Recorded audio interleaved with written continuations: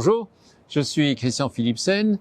Je me trouve sur les berges du port de Monaco en compagnie de Marcus Mussat et de la Ford Escort Mexico qu'il a acheté sur le bolide pour participer au rallye historique de Monte-Carlo.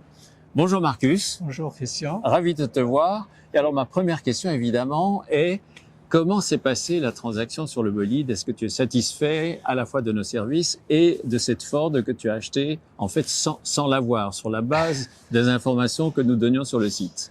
Je connaissais quelqu'un qui habitait pas très loin du vendeur, qui le connaissait bien et qui est allé voir la voiture et puis il m'a dit c'est un vendeur très sérieux, carrossier je crois. Oui. Et donc la voiture est parfaite. Il connaissait aussi le préparateur du moteur. Oui. Disons c'est quelqu'un de sérieux. Et donc je me suis lancé. Tu as craqué. J'ai craqué. Oui. Et quand tu l'as reçue, elle était conforme à ce que tu attendais? Il n'y avait pas grand-chose à faire puisqu'elle était déjà préparée rallye régularité. Le vendeur en faisait souvent. Je l'ai emmené chez mon garagiste à Mougins pour une préparation, pour changer l'huile, filtrer, tout ça. Oui, oui. La seule chose que j'ai dû faire, c'était de mettre des roues en acier pour mettre les pneus neige. Oui. Donc j'ai acheté les roues. Ensuite j'ai eu une petite panique parce que les roues, le départ des roues était différent des roues d'origine. Oui. Donc les goujons n'étaient pas assez longs, donc j'ai dû changer les goujons aussi. Mettre une cale entre oui. la roue à l'avant, entre la roue avant et l'étrier. Donc une fois que ça a été fait, évidemment c'était la semaine dernière, c'est toujours comme ça. En dernière minute. Voilà. Alors tu nous as très gentiment proposé, en fait, parce que ce n'est même pas nous qui l'avons demandé, c'est toi qui nous l'as gentiment proposé, de mettre une publicité, le bolide, comme si nous étions sponsors de ta voiture. Donc, c'est en fait, c'est très gentil, je voulais t'en remercier. Voilà, et finalement, ça lui va assez bien. Voir le résultat d'abord. J'espère que je serai. Ah oui, j'espère que tu ne tombes pas en panne au premier jour. Ouais. Je te propose de peut-être de nous parler de la voiture, en fait, de ses caractéristiques d'abord. Qu'est-ce que c'est qu'une Escort Mexico? Elle est conduite à droite, ce qui est d'origine. Oui. Ce sont des voitures qui existaient déjà, je crois, en 68. Donc la coque existait en 68. Et en 70, ils ont participé au rallye Londres-Mexico. Ils faisaient, je crois, 14 000 kilomètres. Et ils ont décidé de garder la coque des voitures de compétition, mais de mettre un moteur culbuté, le fameux moteur Kent. Et ils ont gagné le rallye, ils ont fini, je sais pas, enfin, ils avaient au moins 5 voitures dans les 10 premiers. Et donc c'est un 4 cylindres culbuté. C'est un 4 cylindres culbuté de 1600 cm3. 1600. Oui. C'est très important. Oui, oui. Et le moteur est d'origine simple carbure, celui-ci est préparé rallye, donc il a deux doubles corps. Oui, qui sont des Weber. Des Weber, oui. Peut-être 130 chevaux. Oui. C'est sympa, c'est un peu bruyant. C'est un moteur très pointu ou bien c'est un moteur qui a suffisamment de souplesse? Non, ça va. Tu n'as pas besoin de tout le temps être dans les tours. Je ne sais pas combien de tours tu peux prendre. Il faut au moins 3000 tours. Il faut au moins 3000. Et tu peux monter jusqu'à la zone rouge est à 3000. Non, 6000, je crois. Mais bon, on n'utilise pas plein régime. C'est pas une course qu'on va faire, c'est une épreuve de régularité. Oui, alors ce n'est pas comme les voitures qu'on vient de voir à Monaco, le WRC avec des spéciales chronométrées qui aboutissent à un vainqueur à une demi-seconde près finalement. Je crois que c'est assez compétitif. Il y a beaucoup de gens qui le font très sérieusement. C'est de la régularité. C'est de la régularité. C'est une des épreuves les plus compétitives. Les gens veulent gagner. Donc il y en a qui veulent, qui ont déjà reconnu tout le parcours. Et donc le chronométrage se fait sur des zones, sur des étapes spéciales, qui sont fermées à la circulation, non, qui sont ouvertes. Voilà. Donc elles sont assez longues quelquefois, peut-être 30 km, ce qui n'est pas toujours le cas dans les rallyes modernes. Oui, j'ai vu qu'il y en avait plusieurs, 7, 10, 12, 15 km. Oui. Et donc évidemment, il y a le trafic local, il y a peut-être le bus de ramassage scolaire, le chasse-neige, enfin on ne sait jamais très bien. Donc, si on perd du temps, évidemment, il faut aller très vite pour rattraper le temps. Et là, évidemment, ça... Et j'imagine qu'il y a des pointages devient... partiels aussi ou des pointages secrets. Normalement, au milieu, il y a toujours quelque chose, mais on ne sait pas. C'est pas où. Effectivement, c'est secret. Ouais. Et même l'arrivée, c'est secrète. On le sait quand, quelquefois, on voit la voiture de l'arrivée, mais on le sait trop tard pour ajuster. Oui. Alors, c'est trop tard. Alors, tu viens de parler de chasse-neige. Est-ce que tu as déjà une idée de la météo que vous allez avoir? Dans la région, il n'y avait pas très peu de neige, il y avait un peu de glace, je crois. Oui. Je pars avec les pneus hiver classiques, sans clous. Oui. Et en rentrant à Monaco le premier jour, je mets des pneus cloutés que je dois garder jusqu'à la fin. Donc ça va être un peu... Bon, on verra bien. De toute façon, ça marche même s'il n'y a pas de neige, ça marche quand même. Donc tu seras équipé au cas où. Alors parle-nous du parcours en fait, parce que tu viens de me dire quand on arrive à Monaco, donc toi tu vas partir de Milan, c'est ça? Je pars de Milan. Et comme dans l'ancienne formule du rallye de Monte-Carlo, il y a plusieurs points de départ. Oui, il y a Milan, Reims et Badenbourg en Allemagne. Bon, évidemment, de Milan, on vient pas direct par l'autoroute, on fait un petit tour. On passe par Pinerolo, c'est près de Turin, Sestriere, Gap.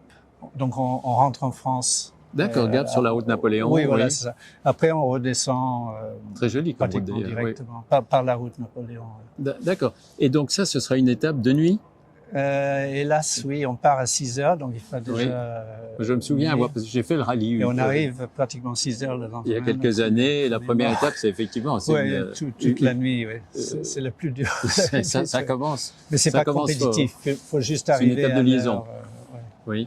Et le lendemain, on repart sur Valence, mais là, il y a 4 épreuves spéciales le premier jour. Mais alors, je dirais le premier point de ralliement cette année, c'est Monaco. C'est là que les différents. On se rejoint tous à, je crois, c'est Saint-André-des-Alpes. Donc, les voitures qui viennent de Reims et de Badenbourg, et ils se retrouvent tous à Saint-André. D'accord. Et on rentre tous par la même route. Pour venir à Monaco. Pour venir à Monaco. Et puis ensuite, vous repartez. On repart dans l'ordre des numéros. Donc, moi, je serai 137. 137. Voilà. Donc, c'est minute par minute. Donc, je risque de partir 2 heures, disons, après les premiers. Ça va être vers 8 heures du matin. Il y a 4 épreuves le premier jour qui servent pour déterminer l'ordre de départ à partir du 3e jour. Donc, à partir du 3e jour, il y a les meilleurs devant, etc., etc. On espère être parmi les premiers, mais ça, on verra bien. Alors, qui sera, parce que tu ne le fais pas seul, évidemment. J'avais pensé que peut-être tu le feras. Joël, Non, Joël a déjà fait un rallye de voitures très ancienne. Oui. En 2000. On avait gagné d'ailleurs. Bravo Joël. Mais on est resté mariés depuis. Nous sommes avec Joël qui nous a gentiment rejoint. Joël est l'épouse de Marcus. Joël, tu as déjà participé à des rallyes avec Marcus. Tu n'avais pas envie de participer avec lui à ce Monte-Carlo historique? Non, parce que la nuit, je dors. Ah oui. Je m'endors. Alors ça commence très mal parce que la première étape est une étape de nuit. La nuit, je préfère que ce soit mon fils parce qu'il va sûrement pas s'endormir comme je l'aurais fait. Non, le rallye qu'on avait fait, c'était uniquement dans la journée. Et on allait dormir le soir quelque part. Donc c'était plutôt tranquille. C'était plutôt tranquille, oui, voilà, c'est ça. Et le fait que Marcus participe à ce rallye ne va pas t'empêcher de dormir. Tu es détendu, tu n'as pas l'angoisse de la femme du pilote. Non, j'espère. Tu peux suivre sur lebolide.com, comme ça tu sauras que je suis toujours en vie. Ah bah c'est très bien, c'est très bien. Merci Joël. Merci. Et donc, tu le fais avec ton fils, oui. Donc, qui a déjà fait des épreuves avec toi? Il a fait des petits rallyes sur la région Cannes, par là. Mais il y a longtemps avec une Alpha. Oui. Avec toi ou avec moi? Avec toi, oui. Ça s'était bien passé. Oui. Et donc là, il s'est proposé comme copilote. Mais bon, on n'est pas du tout rodé comme certaines équipes. Vraiment, ce sont presque des professionnels. Et vous avez fait des reconnaissances, par exemple? Non, j'ai acheté les roadbooks. Oui. Au Danemark, il y a des gens qui les produisent, qui ont donc fait le parcours. Oui. Et donc, il y a, pas mètre par mètre, mais disons, chaque carrefour est fléché, etc. Ah oui. Oui, donc c'est quand même une Les approche. distances sont prises. Mais bon, je m'occupe pas, je veux pas me perdre, disons, mais Et dans quel esprit est-ce que vous abordez alors ce rallye? on est assez compétitif, donc on aimerait bien. Donc vous le faites sérieusement, hein. Vous allez prendre les Si on chronos, est vous dans avez. les 100 premiers, on sera content. Oui, il y a quoi? Il y a près de 300 participants, c'est ça? Presque 300 ouais, engagés, oui. ouais. Oui, c'est ce que j'ai entendu. Et bon, comme je dis, il y a peut-être 50 qui sont vraiment très sérieux. Et bon, vous On faites ne partie. sait jamais, puisqu'il y a des aléas des ramassages scolaires. Alors je voudrais. qui vont Oui, peut-être, bien affecter. sûr. Et puis, bon, si la voiture devant vous est coincée dans la neige, on peut quand même pas l'établir. Oui, bien sûr. Ouais. Oui. Parfois même, peut aider à dépanner, même dans un esprit sportif voilà, qui caractérise ce genre de. C'est genre pas d'épreuve. toujours très sportif. Ah bon? Mais bon. Bon, alors, est-ce que je peux te demander une chose en fait? Est-ce que tu serais d'accord chaque jour, quand tu as un moment, de nous faire un tout petit compte rendu de ta journée, Oui. les bons moments, les mauvais moments, Les bons peut-être, les mauvais, je sais pas. Oui, Mais j'essaierai. C'est pas toujours évident. je sais. Mais J'ai une petite caméra GoPro dans la voiture, mais Oui.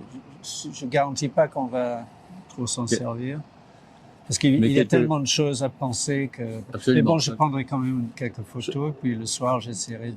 Voilà, tu nous envoies quelque chose, peut-être un tout petit enregistrement en nous disant quels sont les obstacles de la journée, ce que vous avez dû combattre comme. Oui. Donc ce serait sympathique. La voiture est très bruyante, donc on doit mettre un casque pour se Avec parler. des écouteurs, oui. Oui, avec des écouteurs. Oui.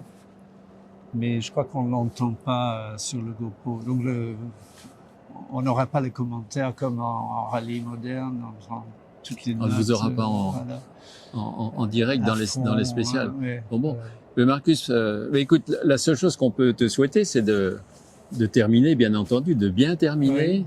Et puis nous aurons l'occasion de nous retrouver à Monaco, à la fois quand vous y arriverez vendredi, c'est ça?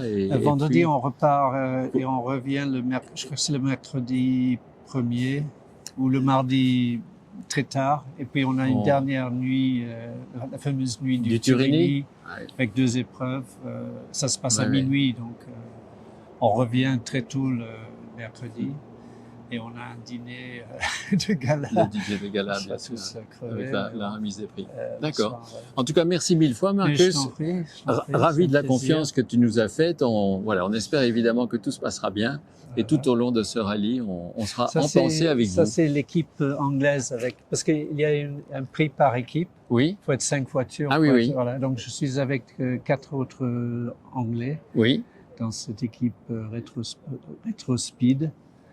Et les Anglais ont eu quelques difficultés pour venir parce qu'ils ne pouvaient pas jusqu'à il y a 15 jours. À cause des lois sanitaires, machin. D'accord. Et ils ont des Ford aussi ou bien ils ont d'autres voitures? Le dernier qui nous a rejoint, qui est irlandais d'ailleurs, a une Escort mais 2e série. Ça c'est une marque 1. Donc lui il a une marque 2. Mm-hmm. Mais je ne sais pas ce qu'elle a dedans. Nous souhaitons bonne route à Marcus et à son fils, l'équipage vedette de Le Bolide, dans ce rallye Monte-Carlo historique 2022.